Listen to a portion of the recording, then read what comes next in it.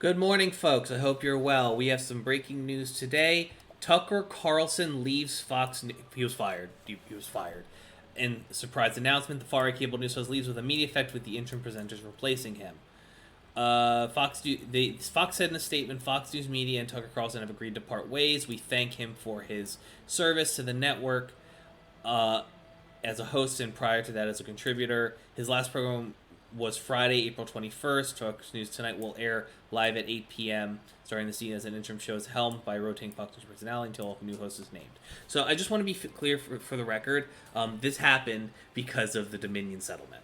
So for those who aren't sure of what I'm talking about, Fox settled with Dominion right before, like, jurors were picked, everything, right before they were about to go to trial. Fox has agreed to cut a deal with Dominion and give them $787 million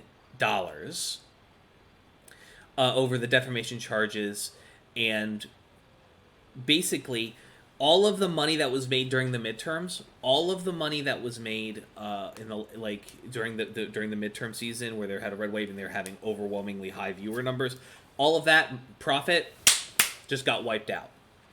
And because of Tucker being the person that was at the forefront of spreading the voting theft, conspiracy bullshit, they looked at, listen, they fired Bill O'Reilly because they ended up paying, I think, what was it, $20-30 million, over the course of years, in settlements for his sexual harassment. Tucker Carlson cost their network at the very least a third of this, minimally. And so it makes perfect sense why he's getting the boot at this point now. Obviously, he's a liability, and his penchant for lying on air has gotten them into this case.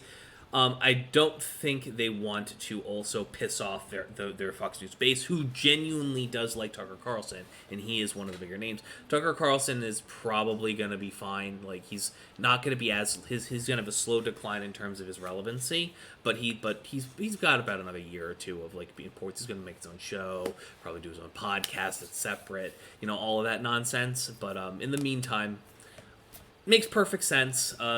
Fox still has the Smartmatic case coming up, and they probably don't want their hosts on the stand either.